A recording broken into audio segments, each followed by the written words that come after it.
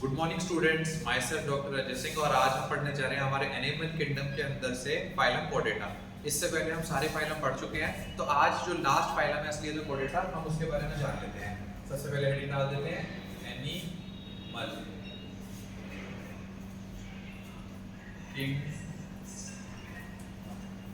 Animal kingdom की हम बात कर लेते हैं। तो एनिमल किंगडम के अंदर हमने खूब सारे फाइलम पढ़े थे। उसमें से था सबसे पहला Porifera, Coelenterata, Ctenophora, Platyhelminthes, Aschelminthes, Annelida, Arthropoda, Mollusca, Echinodermata, Hemichordata, कोडेटा। तो अब जो आज की हम क्लास है, आज की हम क्लास के अंदर सबसे इंपॉर्टेंट फाइलम है जो कि है कोडेटा। तो कोडेटा के बारे में हम पढ़ेंगे।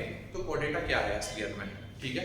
तो कोडेटा का एक बेसिक स्ट्रक्चर हमारी एनसीईआरटी के अंदर दिया हुआ है। मैं आपको बनाने के लिए दिखाता हूं। असलियत में कुछ इस प्रकार है, एक स्कीमेटिक डायग्राम है, आप इस तरीके से समझ सकते हैं। यू इस तरीके से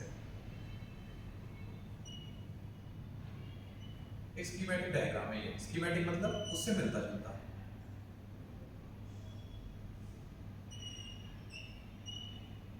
ठीक है। ये एक बेसिक कोऑर्डिनेट का असलियत में डायग्राम है। इसकी हम लिविंग कर देते हैं बैठ के।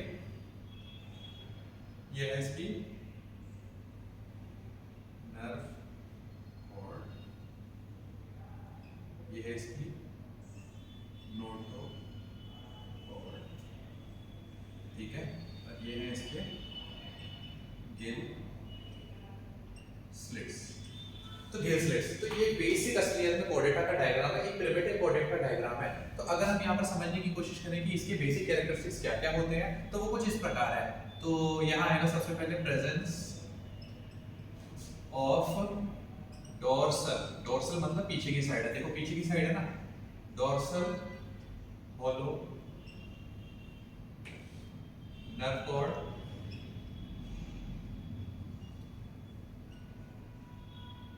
और notochord also present, notochord present, paired pharyngeal gill slits, ठीक है।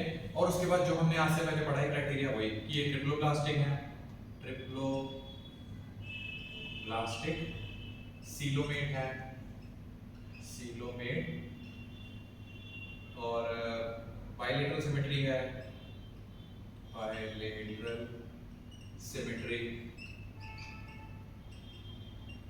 और इसके बाद में आता है हमारा बाइलेटरल सिमेट्री हो गई, ट्रिप्लोब्लास्टिक, सीलोमेट हो गए, और organ system level of body organisation. तो ये कुछ हमने इनके कैरेक्टर्स के बारे में बात कर ली है असलियत में। और ये बेसिक कोऑर्डिनेट के हम कैरेक्टर की बात कर लेते हैं। तो ये इसमें आए थे nerve cord, dorsal nerve cord, notochord, paired pharyngeal gill slits की बात कर लेते हैं। ये कुछ इसके हमने कैरेक्टर्स की बात कर ली है जो इनके अंदर पाए जाते हैं इस तरीके से, ठीक है। अब कोऑर्डिनेट्स का हम अगर एक बार क्लासिफिकेशन पढ़ने की कोशिश करें तो कोऑर्डिनेट्स मतलब क्या, तो कोऑर्डिनेट्स का क्लासिफिकेशन कुछ इस प्रकार है, आप देख सकते हैं ऐसे क्लासिफिकेशन ऑफ कोऑर्डिनेट। इसमें तीन प्रकार के कोऑर्डिनेट्स आ जाते हैं। कौन कौन से कोऑर्डिनेट्स आ जाते हैं, चलिए ये सबसे पहले उसके बारे में बात कर लेते हैं। पहले वाले का नाम है ट्यूनिकेटा या यूरो कोऑर्डिनेट, ठीक है। सेकंड वाले का नाम आ जाता है यहाँ पर हमारा सिफेलो कोऑर्डिनेट, सिफेलो कोऑर्डिनेट, ठीक है। और थर्ड वाले का नाम हम यहाँ पर लिख देते हैं। थर्ड वाले का नाम है वर्टिब्रेटा, वर्टिब्रेटा, समझ गए आप। तो इस तीन जो कोऑर्डिनेट के अंदर सब डिवीजन हमने ऐसे करके बनाए हैं, आइए इसके बारे में हम थोड़ा थोड़ा जानने की कोशिश करते हैं। तो ट्यूनिकेटा और वर्टिब्रेटा, इनमें ऐसी क्या खास बात होती है, ये कुछ इस प्रकार के ऑर्गेनिज्म होते हैं। जैसे इनके अंदर क्या पाया जाता है असलियत में, देखो नोटोकॉर्ड पाई जाती है, बेसिक कोऑर्डिनेट कैरेक्टरिस्टिक्स है असलियत में। तो यहाँ पर असलियत में जो होगी वो नोटोकॉर्ड प्रेजेंट होगी, नोटोकॉर्ड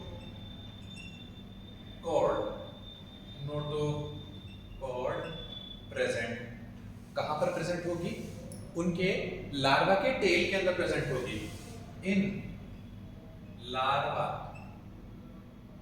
लार्वास टेल कर देते हैं अपन, ठीक है। और वो भी पार्शियली प्रेजेंट होगी, मतलब आप ये समझो जब ये लार्वा से असलियत में ऑर्गेनिज्म में डेवलप होगा असलियत में, तो उसके अंदर लार्वा से ऑर्गेनिज्म में डेवलप होगा तो उसके से टेल पार्ट के अंदर प्रेजेंट होगी असलियत में, इस तरीके से, ठीक है। तो टेल पार्ट में प्रेजेंट होगी, तो ये असलियत में जो है ना, notochord present, notochord present but for some time, पूरी लाइफ टाइम प्रेजेंट नहीं होगी। तो ये इसकी बात हो गई है। अगर हम सेफेलोपॉडेटा की बात करें, इसमें भी नोटोकॉर्ड प्रेजेंट होगी। नोटोकॉर्ड एक हायर ऑर्गेनिज्म का फीचर है असलियत में, तो जो नोटोकॉर्ड की हम बात करते हैं तो नोटोकॉर्ड इसमें भी प्रेजेंट होगा, लेकिन इसमें हेड से लेकर के टेल तक प्रेजेंट होगा और वो परमानेंटली प्रेजेंट होगा, मतलब ऑर्गेनिज्म बड़ा भी होगा तो नोटोकॉर्ड के साथ ही बड़ा होगा। लेकिन यहाँ पर हम देखते थे, यहाँ पर जो नोटोकॉर्ड थी असलियत में उसे टेल में प्रेजेंट थी। चलिए ये लिख देते हैं इसके अंदर, तो यहाँ लिख देता हूँ मैं, notochord present from head to tail, है ना, और ऑलवेज प्रेजेंट कर देते हैं अपन, ऑलवेज प्रेजेंट, हमेशा ही प्रेजेंट रहेगी, ठीक है। और अगर हम वर्टिब्रेट्स की बात करें तो वर्टिब्रेट्स जो होते हैं असलियत में, तो वर्टिब्रेट के बारे में जान लेते हैं। तो जो इसमें जो नोटोकॉर्ड होती है असलियत में, वो कार्टिलेजियस बोनी असलियत में है ना, कार्टिलेजियस बोनी बैकबोन के अंदर कन्वर्ट हो जाती है असलियत में। तो नोटोकॉर्ड जो होती है, यहाँ लिख देता हूं मैं, यहाँ लिखता हूं, notochord gets converted into cartilaginous और बोनी बैकबोन कर देते हैं, ठीक है। एग्जांपल की बात कर लेते हैं। एग्जांपल की अगर हम बात करें तो एग्जांपल में आप यहाँ समझ सकते हैं कि ट्यूनिकेटर का एग्जांपल हो जाता है यहाँ पर, जो एनसीईआरटी में दिया है, एस्सीडिया साल्वा डोलियोलम, ठीक है। अगर हम इसकी बात करें यहाँ पर, ठीक है, तो इसका तो केवल एक एग्जांपल देता है, ब्रेंकियोस्टोमा, ब्रेंकियोस्टोमा, ठीक है। और अगर हम वर्टिब्रेट्स की बात करें तो वर्टिब्रेट्स में तो हम आगे पढ़ेंगे, हमें यहाँ पर पढ़ना ही असलियत में वर्टिब्रेट है, ठीक है। इसके बाद में तो इतना हो जाता है। और एक चीज और मेंशन है असलियत में, इसको मैं ब्रीफन से यहाँ पर मेंशन करता हूँ। इन दोनों को असलियत में यहाँ पर बोला गया है प्रोटोकॉर्डेटा, प्रोटोकॉर्डेटा, इनको प्रोटोकॉर्डेटा कहा गया है। एक स्टेटमेंट और है हमारी एनसीईआरटी के अंदर मेंशन, वो मैं आपको यही बता देता हूँ असलियत में। जैसे यहाँ लिख देता हूँ, ये देखें, अलग कलर से लिखता हूँ ताकि कंफ्यूजन ना हो, वरना आप सोचेंगे कि इसका पार्ट तो नहीं है। तो यहाँ लिखेंगे all chordates are not vertebrates but all vertebrates are coordinates। कहने का मतलब क्या है कि जितने भी सारे कोऑर्डिनेट्स हैं असलियत में, जितने भी कोऑर्डिनेट्स हैं वो सारे के सारे असलियत में वर्टिब्रेटा उनके अंदर आता है। तो सारे वर्टिब्रेट्स को कोऑर्डिनेट्स कहना गलत नहीं होगा, बिल्कुल सही होगा, क्योंकि भाई वर्टिब्रेटा तो कोऑर्डिनेट्स के अंदर आते हैं। लेकिन कोऑर्डिनेट्स के अंदर और आते हैं यूट्यूनिकेटा, यूरोकोऑर्डिनेटा, सेफेलोकोऑर्डिनेटा और वर्टिब्रेटा, तो इनमें ये भी आते हैं, पर ये असलियत में वर्टिब्रेटा में नहीं आते हैं। सिंपल सी चीज है। तो इस स्टेटमेंट का आपको मतलब समझ में आ ही गया होगा असलियत में क्या कहना चाहते हैं, ठीक है। आगे हम पढ़ेंगे इसके अंदर वर्टिब्रेटा पढ़ेंगे असलियत में। तो वर्टिब्रेटा को हम थोड़ा सा जानने की कोशिश करते हैं। उम्मीद करता हूं आपको ये समझ में आ गया होगा। अब मैं आगे आपको वर्टिब्रेटा पढ़ाने जा रहा हूं, तो मैं ये इसको रब कर देता हूं।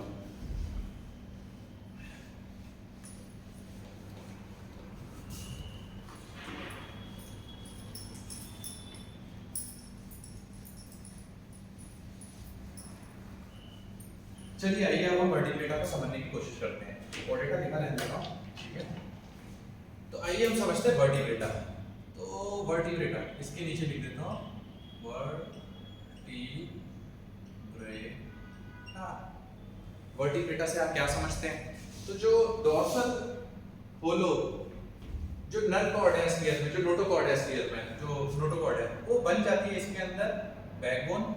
नोटोकॉर्ड गेट्स कन्वर्टेड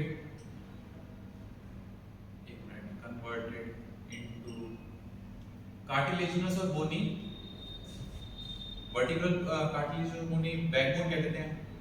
cartilaginous और bony backbone ठीक है। तो ये वर्टिब्रेटा के बारे में बात कर लेते हैं। और दूसरी चीज ये होती है वर्टिब्रेट्स में और क्या पाया जाता है, जैसे हार्ट हो गया। अब यहाँ हार्ट पाया जाएगा जितने भी होंगे, तो यहाँ लिख देता हूँ मैं हार्ट प्रेजेंट। कितना प्रेजेंट होगा? 2, 3 and 4 चेम्बर्ड हार्ट प्रेजेंट हो सकता है। ठीक है। दूसरी चीज क्या है? Kidney for osmo regulation. Kidney for osmo regulation, तो ये भी प्रेजेंट होगा। तो और भी इसके कई सारे फीचर हैं, लेकिन हम आगे धीरे धीरे करके इसको पढ़ेंगे। तो अभी आपने वर्टिब्रेटा पढ़ी लिया है स्टेज में। तो वर्टिब्रेटा अगर हमने पढ़ लिया तो अब हम इसके क्लासिफिकेशन के बारे में बात करते हैं कि कैसे इसके अंदर डिवीजन और सब क्लासेस और क्लासेस वगैरह आती हैं। फिर हम उनको एक एक करके पढ़ने की कोशिश करेंगे। ठीक है। तो अब मैं इसको रब कर देता हूँ और डायरेक्ट अपनी हेडिंग वर्टिब्रेटा लिख देता हूँ। चलिए, तो यहाँ से शुरू करता हूँ। मैं वर्टिब्रेटा लिख देता हूँ। वर्टिब्रेटा लिख दिया मैंने। ठीक है। वर्टिब्रेटा में क्या होता है? डिवीजन। और डिवीजन के अंदर यहाँ पर आ जाता है अपने कौन कौन से आ जाते हैं? एक तो आते हैं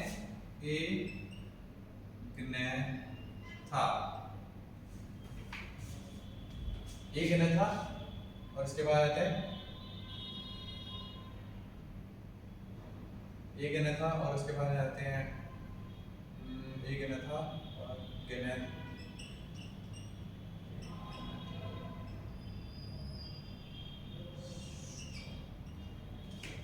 तो ये दो इसमें आ जाते हैं क्लासेस।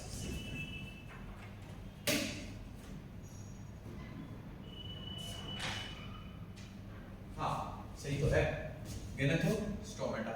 तो दो इसमें आ जाते हैं। इनके मतलब क्या होते हैं? यहाँ पर होते हैं लैग जॉज।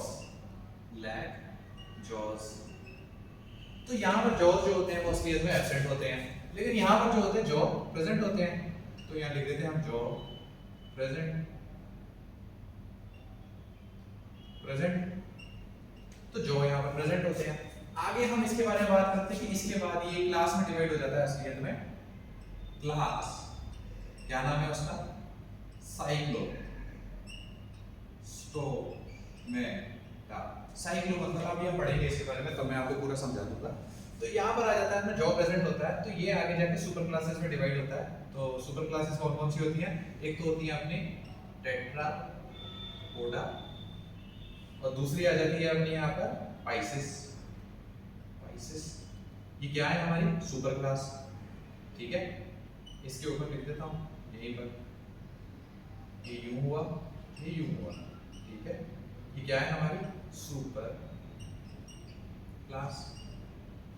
अब जो है इसकी क्लासेस जिसके बारे में हमें पढ़ना है आती है, तो पाइसिस में भी आगे दो आ जाती है। एक तो कॉन्ड्री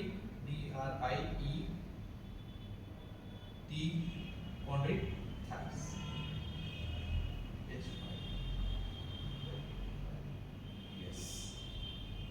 ठीक है। और दूसरी आ जाती है अपनी ओस्टिच, इसको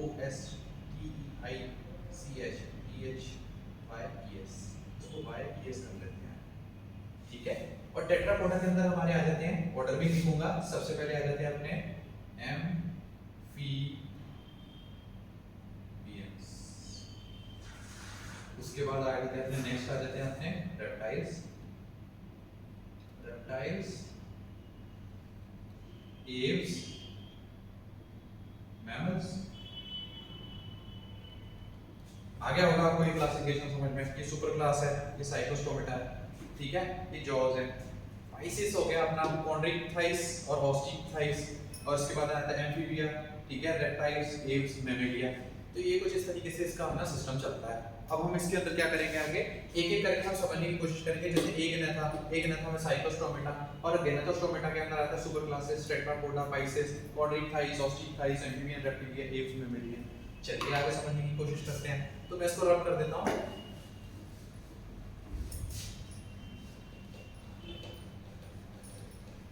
इसको भी रब कर देता हूं, थोड़ी स्पेस मिल जाएगी अपने को।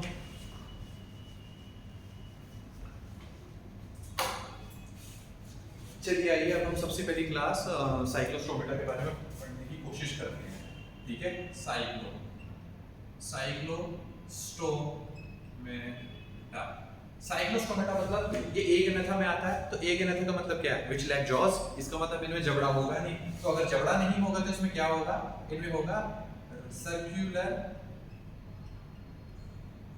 And round sucking mouth present। तो इसके अंदर असलियत में राउंड मतलब जैसे होता है ना गोल चेहरा, ऐसे ऐसे करके कुछ इस तरीके से आप समझ सकते हो, ऐसे ऐसे करके ये इस तरीके से। तो इसका जो मुंह है असलियत में देखो राउंड है असलियत में, तो इस तरीके से यहाँ पर प्रेजेंट होगा। ये साइक्लोस्टोम्स आ जाते हैं, ठीक है। तो साइक्लोस्टोम्स में और क्या खास बात होता है, they are devoid of scales, they are devoid of scales, ठीक है। तीसरी चीज क्या होती है, जो साइक्लोस्टोम्स होते हैं असलियत में, जो साइक्लोस्टोम्स होते हैं, साइक्लोस्टोम्स में स्केल्स भी प्रेजेंट नहीं होते हैं। स्मूथ बॉडी होती है इनकी, बहुत ही ज्यादा स्मूथ बॉडी, ठीक है। स्केल्स नहीं है, राउंड सर्कुलर माउथ है, स्मूथ बॉडी है इनकी। और इसके बाद हम इसके आगे पढ़ने की कोशिश करते हैं। जैसे साइक्लोस्टोमेटा है, round sucking circular mouth, they are devoid of scales, smooth body होती है इनकी। और इसके बाद हम इसके कुछ एग्जांपल की पढ़ने की कोशिश करते हैं। तो एग्जांपल साइक्लोस्टोमेटा में आ जाता है इसमें, क्या था अपना एग्जांपल,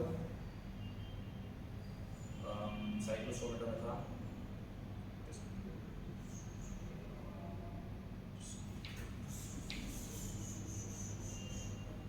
पेट्रोमाइजोन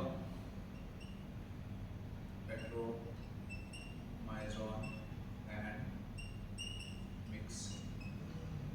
पेट्रोमाइजोन को लैम्प्रे भी बोलते हैं, आपने सुना होगा लैम्प्रेडिन ऑफ पेट्रोमाइजोन। लैम्प्रेडिन असलियत में एक केमिकल होता है जो हमें पेट्रोमाइजोन से मिलता है। तो वो क्या करता है असलियत में, एंटीकोगुलेंट होता है। तो इस मछली के अंदर से निकलता है अगर हम उसका इस्तेमाल करते हैं, और इसको बोलते हैं हैगफिश, ठीक है। सीधी सी बात हो गई है। सर्कुलर माउथ होता है, ठीक है। ये होते हैं अपने साइक्लोस्टोमेटास। साइक्लोस्टोमेटा के बाद में अपने आ जाते हैं आगे, हम पढ़ते हैं कॉन्ड्रिक्टाइस और ऑस्टिकटाइस। तो मैं क्या लिख देता हूं, और हम इसका है ना कंपैरिजन करके पढ़ते हैं। तो कंपैरिजन करके पढ़ने से क्या होगा, कंपैरिजन करके पढ़ने से हमें याद अच्छे से रहेगा। तो अगली हमारी क्लास आ जाती है एक तो कॉन्ड्रिक्टाइस बाय ईएस, और यहाँ लिख देते हैं अपन ऑस्टिकटाइस, ठीक है। ये हमारी दो क्लासेस हो चुकी हैं। इनके बीच में अब हम एक लाइन खींचते हैं, कंपेयर करके पढ़ेंगे तो आपको बहुत अच्छे से समझ में आएगा। तो अगर इनकी हम बात करें सबसे पहले, ठीक है, तो इनको हम बोलते हैं कार्टिलेजिनस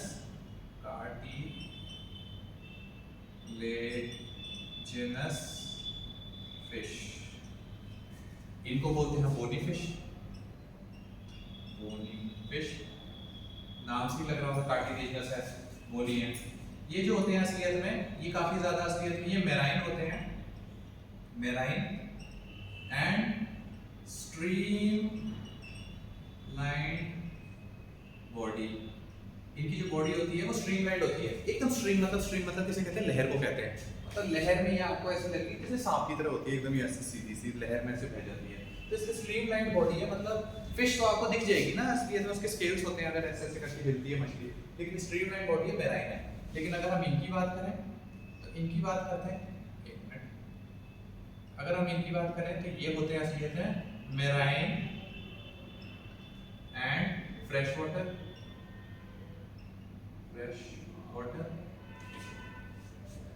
मतलब ये मेराइन और फ्रेश वाटर वाले होते हैं असलियत में, ठीक है। अगर हम आप एक टर्मिनोलॉजी समझते होंगे जिसका नाम है पोइकिलोथर्मस और होम्योथर्मस, आइए उसका मतलब हम समझते हैं। सबसे पहले मैं बता देता हूं ये जो होती है असलियत में, ये होती है पोइकिलोथर्मस, पोइकिलोथर्मस, और ये होते हैं हमारे होम्योथर्मस, होम्योथर्मस। तो होम्योथर्मस मतलब क्या होता है, जो ये फिशेस होती हैं असलियत में ये अपना कांस्टेंट बॉडी टेम्परेचर मेंटेन करने के लिए अंदर ही अंदर हीट प्रोड्यूस करते हैं। जैसे ज्यादा ठंडे एरिया में होते हैं तो ज्यादा हीट प्रोड्यूस करेंगे, लेकिन ये कांस्टेंट बॉडी टेम्परेचर को मेंटेन करने की कोशिश करेंगे। अगर हम इंसान की बात करें तो इंसान जो होता है, जैसे मान लो ये बंदा है, आपको पता ही होगा असलियत में कि 37 डिग्री सेंटीग्रेड हमारी ह्यूमन बॉडी का असलियत में टेम्परेचर है। तो हम क्या है, होम्योथर्मस। हम ज्यादा ठंडे वाले इलाके में चल जाएंगे तो हमारी बॉडी ज्यादा हीट प्रोड्यूस करने लग जाएगी, और अगर हम ज्यादा गर्मी वाले इलाके में चल जाएंगे तो हमारी बॉडी हीट प्रोड्यूस कम करेगी। तो पूरा कोशिश असलियत में ये है कि इस 37 डिग्री सेंटीग्रेड टेम्परेचर को मेंटेन किया जाए। अब चाहे वो बारिश हो, चाहे गर्मी पड़े, चाहे ठंडा हो, तो इस तरीके से होता है ये चीज, ठीक है। तो होम्योथर्मस हो गया। तो आगे हम अगर इसकी बात करें और पढ़ने की कोशिश करते हैं, थोड़ा आगे स्केल्स की बात कर लेते हैं। इनमें स्केल्स भी प्रेजेंट होते हैं असलियत में। तो इनमें स्केल्स प्रेजेंट होते हैं, प्लेकॉइड स्केल प्रेजेंट होते हैं, प्लेकॉइड स्केल्स प्रेजेंट, ठीक है। और इनके अंदर जो टीथ वगैरह प्रेजेंट होते हैं वो भी मॉडिफाइड प्लेकॉइड स्केल्स ही होते हैं। And teeth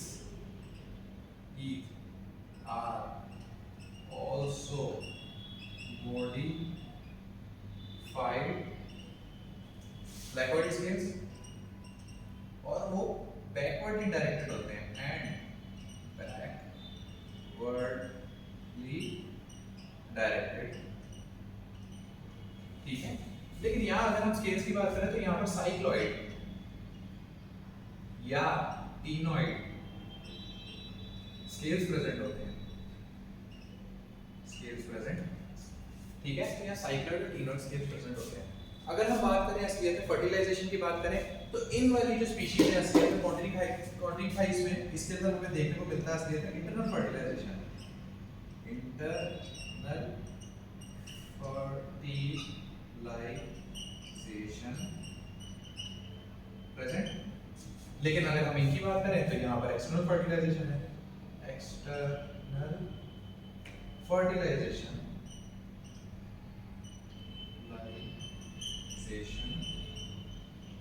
present.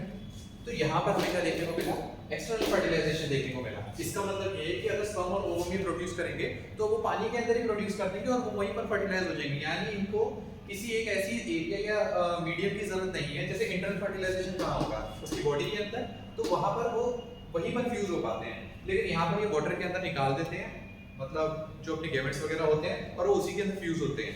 तो यहाँ पर अगर एक्सटर्नल फर्टिलाइजेशन है और इंटरनल फर्टिलाइजेशन है तो जाहिर सी बात है यहाँ पर क्लास पर प्रेजेंट होगा। तो क्लास पर प्रेजेंट, ठीक है। क्लास पर क्या होता है, ये मछली एक मछली के ऊपर आ जाती है और उसको अच्छे से ग्रैब करके पकड़ के रख लेती है। तो क्लास पर present which helps in fertilization, ठीक है, हेल्प करता है उसको फर्टिलाइज करने में। और यहाँ पर अगर है क्लास पर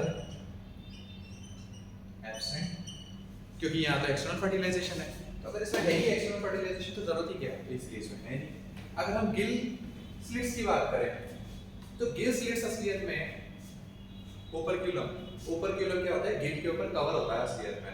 तो यहाँ पर असलियत में जो होता है असलियत में ओपर्क्यूलम, यहाँ है गिल्स प्रेजेंट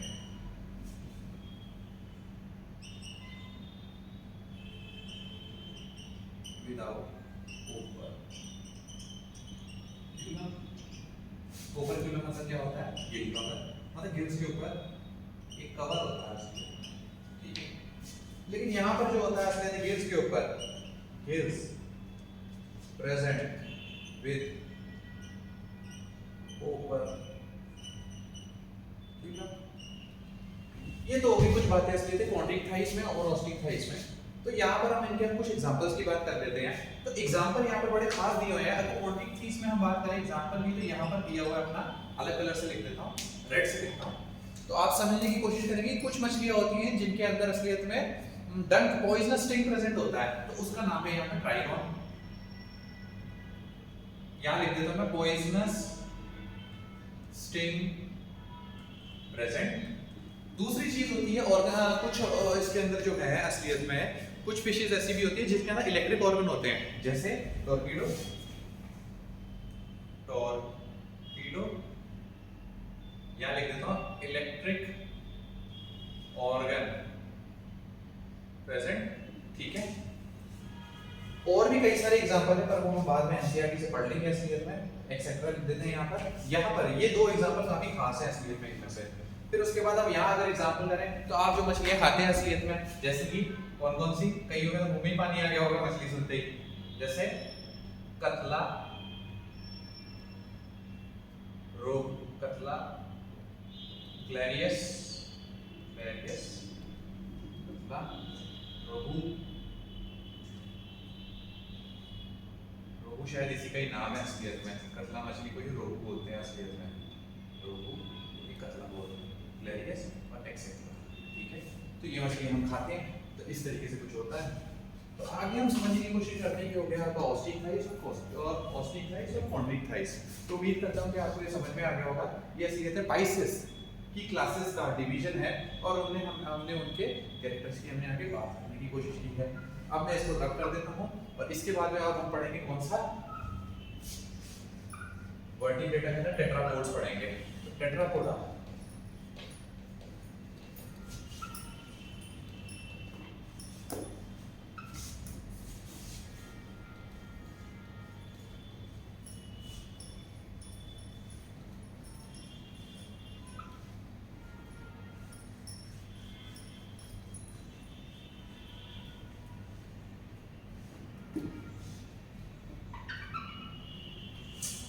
टेट्रापोडा की बात कर लेते हैं हम। क्या होता है टेट्रापोडा? टेट्रापोडा,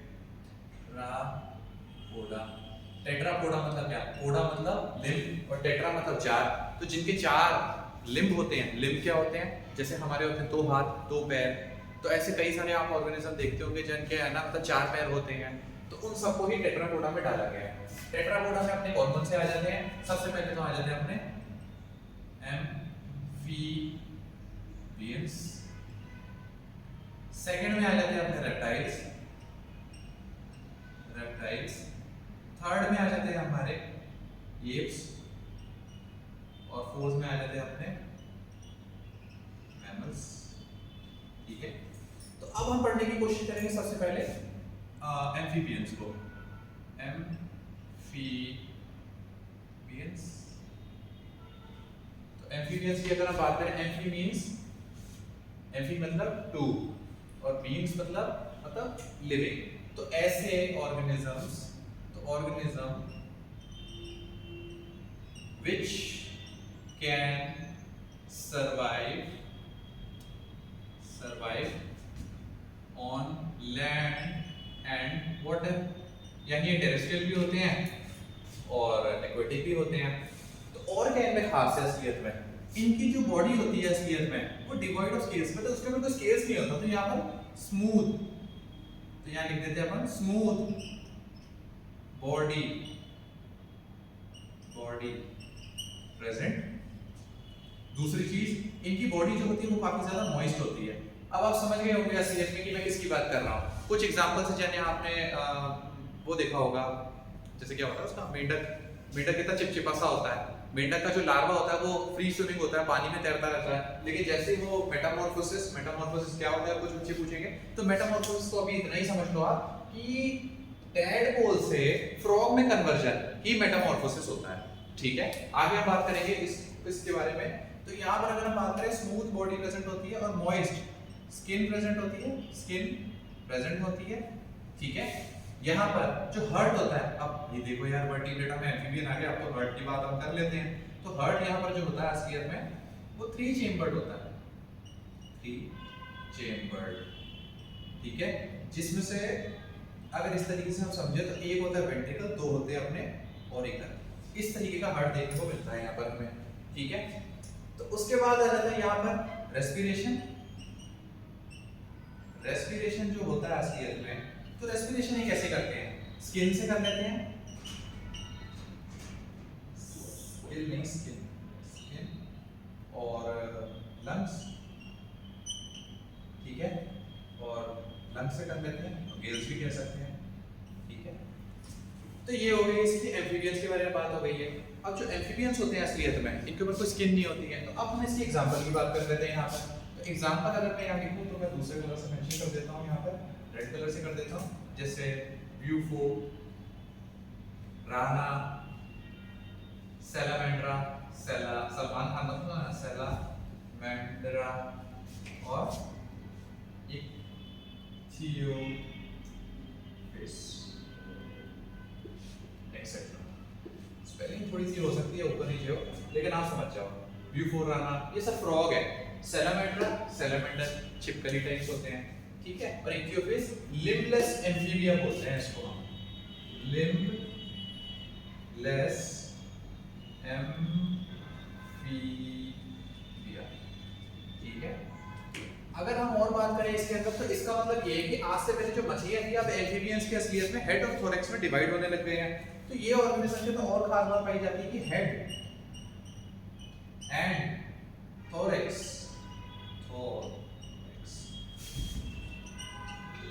डिफरेंशिएशन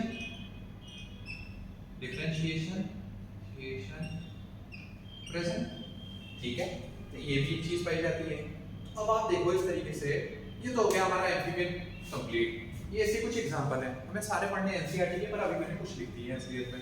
आगे हम पढ़ने की कोशिश करते हैं। एम्फीबिया के बाद क्या आता है आपका, रेप्टाइल्स आ जाता है। रेप्टाइल सोचते हैं आपके दिमाग में क्या आता है, क्रोकोडाइल ही आता होगा। हाँ, ये वही वाला है असलियत में, उसी को अब हम कवर करेंगे। तो रेप्टाइल्स की अगर हम बात करें, तो रेप्टाइल्स मतलब क्या, आपके दिमाग में वही आएगा कि जो काटने वाले जानवर है, जैसे सांप हो गया, क्रोकोडाइल हो गया, एलिगेटर हो गया, बस वही है और कुछ भी नहीं है इसमें खास। रेप्टाइल्स, तो रेप्टाइल्स में क्या होता है, तो रेप्टाइल के अंदर हम देखते हैं कि जो ये टेट्रापोडा होते हैं, इनके 2 हाथ और 2 पैर होंगे। तो ये जो अपने लिम्स होते हैं असलियत में, limbs are used for crawling. Crawling मतलब रेंगना एंड क्रीपिंग, ठीक है। क्रीपिंग पूरी एनसीईआरटी की टर्मिनोलॉजी है, ठीक है।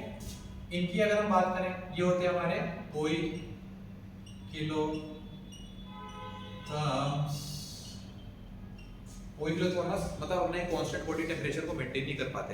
आप कभी भी देखोगे ना, अगर जैसे कभी आपने अगर रेप्टाइल के अंदर क्रोकोडाइल को भागते हुए देखा होगा, भागता तो नहीं है, मतलब 2 पैरों पे इंसानों की तरह 4 पैरों पे ही चलता है। तो क्या होती है बात कि वो जब रेंगता है असलियत, तो वो रुक रुक के चलता है। पहले तो बहुत देर तक भागता रहेगा, फिर रुक जाएगा, क्योंकि उसका कांस्टेंट बॉडी टेम्परेचर रहता नहीं है और एनवायरनमेंट से उसके बॉडी के ऊपर जो टेम्परेचर है उसमें काफी फ्लक्चुएशन आते हैं। तो वो अपनी तरफ से उसका जो टेम्परेचर है ना, वो रेगुलेट नहीं कर पाता है। तो ये इनकी कमी है। लेकिन इसका एक एडवांस फीचर है होम्योथर्मस, हमारे जैसा। जैसे अभी आप क्लास में देखो, पंखे चल रहे हैं या पंखे नहीं चल रहे हैं, तो हमारी बॉडी अगर पंखे चल रहे होंगे तो हीट प्रोड्यूस करने लग जाएगी, क्योंकि उनको 37 डिग्री सेंटीग्रेड मेंटेन करना है, जैसा मैंने अभी आपको थोड़ी देर पहले बताया था। और उसके बाद में अगर गर्मी लग रही है तो हीट कम प्रोड्यूस करने लग जाएंगे, क्योंकि 37 हमें मेंटेन रखना है। और अगर ज्यादा ही गर्मी होने लग जाती है तो हमें पसीना आने लग जाता है, बिल्कुल भयंकर तरीके से। क्यों? क्योंकि पसीना आना जो है वो बॉडी को कूल करने की कोशिश, एक प्रक्रिया है असलियत है बॉडी की जो उसको कूल करने की कोशिश करती है। इतनी सी बात है। हार्ट की अगर हम बात करें, तो जो हार्ट है इसमें, हार्ट जो है वो 3 चेम्बर्ड होता है, 3 चेम्बर्ड।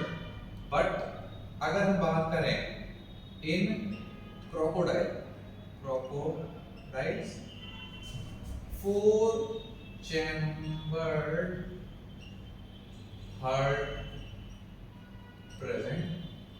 तो क्रोकोडाइल जो ऑर्गेनिज्म है असलियत में, या जानवर के लो असलियत में, जानवर, उसके अंदर 4 चेम्बर्ड हार्ट है। तो आप अगर इसमें फाइलोजेनेटिक रिलेशनशिप देखने की कोशिश करें तो एम्फीबियंस थे इससे पहले, तो एम्फीबियन के अंदर हार्ट क्या था, 3 चेंबर 2 ऑरिकल 1 वेंट्रिकल, इसमें भी क्या है 3 चेंबर 2 ऑरिकल 1 वेंट्रिकल। लेकिन जब इसके अंदर क्रोकोडाइल आ गया जिसको हमने रेप्टाइल्स में डाल लिया तो उसके अंदर 4 चेंबर हार्ट प्रेजेंट है जैसे इंसानों का होता है असलियत में, ठीक है। आगे क्या होता है इसमें, किडनी प्रेजेंट होती है, वही अब इंसानों की तरफ जा रहे हैं, इंसान को हायर लिविंग ऑर्गेनिज्म है असलियत में, तो सारे एडवांस फीचर हमारी बॉडी के अंदर प्रेजेंट है। तो अब यहाँ पर kidney present for osmo regulation, osmo regulation हम एक्स्ट्रा पढ़ेंगे आगे, पर मैं आपको थोड़ी देर में बताता हूँ ऑस्मो रेगुलेशन क्या है। एक्स देखो ऑस्मो रेगुलेशन क्या होता है, देखो हमारी क्या होती है, बॉडी होती है, तो बॉडी के अंदर हमारा वाटर भी है, कुछ सॉल्ट्स हैं, बहुत सारी चीजें, केमिस्ट्री पूरी की पूरी केमिस्ट्री से भरा हुआ है हमारा ये। तो हमारी बॉडी के अंदर एक जैसे मैंने आपको बताया होम्योथर्मस में मतलब होता है 37 डिग्री सेंटीग्रेड होता है, उसको मेंटेन करना पड़ता है। फिर उसके बाद में अब उस चीज को मेंटेन करने के लिए कितनी सारी चीजें काम करें, जैसे पसीना आएगा, कितना आएगा, कम आएगा, ज्यादा आएगा, बहुत सारी चीजें होती हैं। अब ऑस्मो रेगुलेशन का मतलब ये होता है कि हमारी किडनी ऑस्मो रेगुलेशन का काम करती है जो यहाँ प्रेजेंट होती है। तो ऑस्मो रेगुलेशन के अंदर क्या होता है, बॉडी हमारे जो इलेक्ट्रोलाइट्स हैं जैसे सोडियम पोटेशियम वगैरह ये सब होते हैं, इनको वाटर को और इन सब चीजों को H+ आयन कंसंट्रेशन जो हमारी बॉडी के अंदर पूरे ब्लड में घूम रही है ना, उसको रेगुलेट करती है, ठीक है।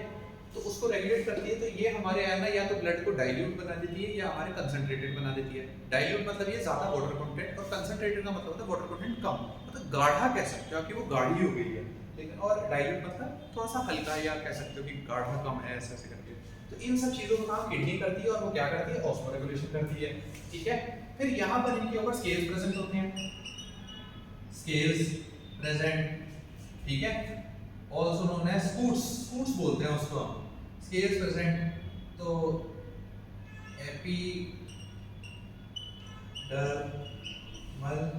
Scales also known as scutes present, ठीक है। कोइगुलोथर्मस हो गए, लिम्स हो गए, इनके अंदर 2 हो गए, और उसके बाद ये काफी ज्यादा डेंजरस होते हैं असलियत में। तो इसलिए हम कुछ एग्जांपल की बात कर लेते हैं, वो मैं यहाँ बगल में लिख देता हूँ इस बार, ठीक है। तो एग्जांपल आ जाता है इसमें नाजा, नाजा मतलब कोबरा, ठीक है। कीलोन, कीलोन मतलब टर्टल, क्या लिख देता हूँ, turtle. Testudo, testudo tortoise, tortoise, ठीक है, और कई सारे एग्जांपल इत्यादि, ठीक है। तो ये सारे हमने पढ़े हैं रेप्टाइल्स के बारे में। उम्मीद करता हूँ कि आपको रेप्टाइल थोड़ा बहुत समझ में आ गया होगा, ठीक है। तो रेप्टाइल के बाद आगे हम पढ़ने की कोशिश करते हैं एव्स। एव्स से मतलब आप क्या समझते हैं भाई, देखो यार रेप्टाइल्स अगर आ गए हैं तो रेप्टाइल्स के बाद एव्स आए हैं, एव्स, एव्स मतलब उड़ने वाली चिड़िया, ठीक है। तो चिड़िया की हम बात कर लेते हैं, चिड़िया क्या कहना चाहती है, अरे चिड़िया रानी बड़ी सियानी, ऐड सुना है किसी ने वो वाला एव्स। तो एव्स क्या होते हैं, एव्स के अंदर असलियत में जो होते हैं, देखो ये भी टेट्रापोडा है, आपको इनके सिर्फ पंजे दिखते हैं असलियत में, ठीक है, लेकिन एक्चुअल में वो पंजे नहीं है, जो इनके 4 लिम्ब हैं, यानी जो हम जिनको हाथ कहते हैं, तो 4 limbs are modified into wings, wings for flying, ठीक है। और जो हाइंड लिम्ब है असलियत में, हाइंड लिम्ब मतलब जिनको हम पैर बोलते हैं, तो hind limbs are modified for clasping, clasping अभी हमने समझा, क्लास्पिंग ऑफ ट्री ब्रांचेस, ठीक है। इनके अंदर जो असलियत में होते हैं, असलियत में जैसे हमारे अंदर पसीना आता है, ठीक है, लेकिन इनके अंदर इस तरीके के ग्लैंड कोई प्रेजेंट नहीं होते हैं, तो oil gland absent in them, ठीक है, लेकिन बट प्रेजेंट एट सम, कहीं तो पाए जाते हैं, present at base of tail, तो बेस ऑफ टेल के अंदर ये भी पाए जाते हैं, तो oil gland present at the base of the tail. दूसरी एक खास बात, अब देखो चिड़िया तो बहुत समझदार होती है, चिड़िया तो उड़ भी सकती है, तो हम क्यों नहीं उड़ सकते भाई, यार ऐसे भी बात है ना कि यार अभी तो हम मैमल्स तक पहुंचे भी नहीं है, तो जो एव्स है असलियत में वो उड़ सकती हैं, तो इसके लिए भी असलियत में इनकी जो बोन्स असलियत है, तो बोन्स का भी एक मॉडिफिकेशन होता है, तो मॉडिफाइड बोन्स को बोलते हैं हम pneumatic bones. Pneumatic bones present. इसका मतलब क्या होता है भाई, देखो जैसे ये अपनी बोन है, ऐसा होता है ना कुत्ता खाता है जो हड्डी, इनकी जो बोन होती है असलियत में वो हॉलो होती है, तो यहाँ मैं लिख देता हूँ हॉलो बोन्स। तो जब बोन के अंदर खाली पना है, बोन खाली है, उसका वजन कम हो रहा है, असलियत में मास कम हो रहा है, तो जाहिर सी बात है ना असलियत में इनको उड़ने में आसानी होगी, न्यूमेटिक बोन प्रेजेंट होती है इनके अंदर। ठीक है, बाकी आप चिड़ियाओं को जानते ही हैं असलियत में। कुछ एग्जांपल मैं इसके लिख देता हूँ भाई, साइंटिफिक वर्ड में तो लिखना ही पड़ेगा ना नाम इनका। तो जैसे है कॉर्वस, कॉर्वस का मतलब होता है कॉर्वस यानी क्रो। ठीक है, स्ट्रूथियो ऑस्ट्रिच, स्ट्रूथियो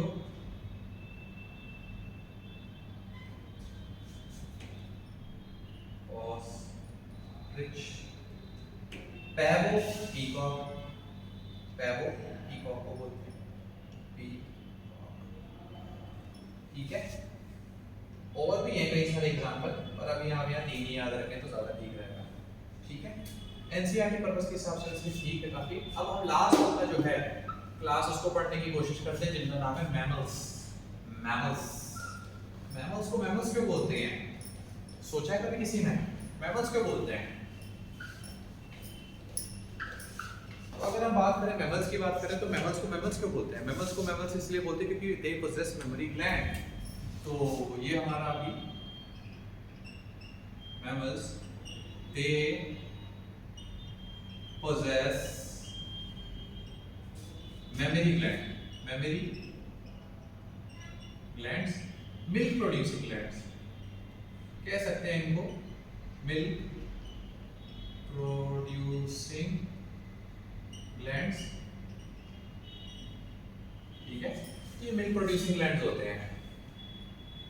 ठीक है, और इनमें क्या खास बात होती है भाई, ये होम्योथर्मस होते हैं, इनको पसीना आता है, ये अपना कांस्टेंट बॉडी टेम्परेचर को मेंटेन कर लेते हैं, तो होम्योथर्मस।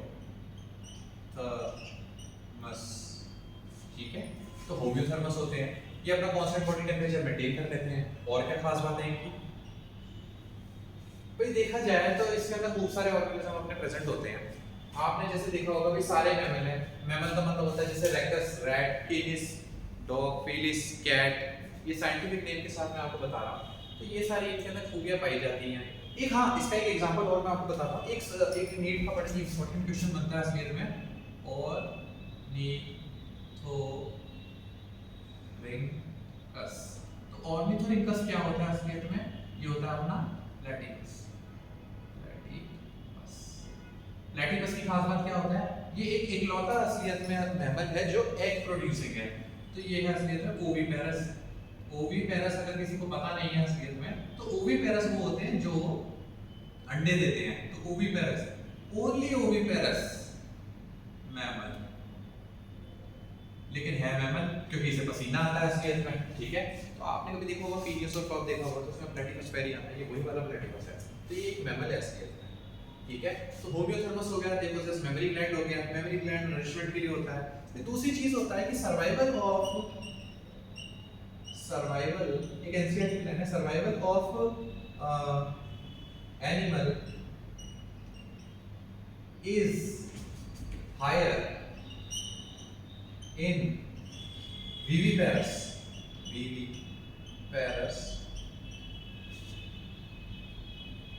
Then oviparous.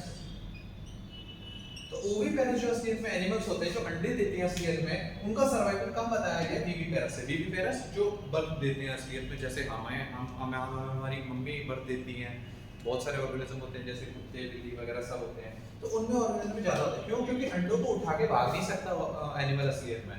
तो जब वो भाग ही नहीं सकता असलियत में ले लेके, तो जाहिर सी बात है कोई दूसरा जानवर उसको खा लेगा असलियत में। लेकिन विविपेरस के अंदर क्या होता है कि मतलब हाँ ठीक है, ध्यान तो रखना पड़ता है, लेकिन इसमें सर्वाइवबिलिटी ज्यादा है असलियत में। ठीक है, तो ये एक खास बात हो जाती है। कुछ एग्जांपल्स की हम अगर इसमें बात करें तो कुछ एग्जांपल इसमें आ जाते हैं, जैसे रेक्टस यानी रैट। ठीक है, फेलिस यानी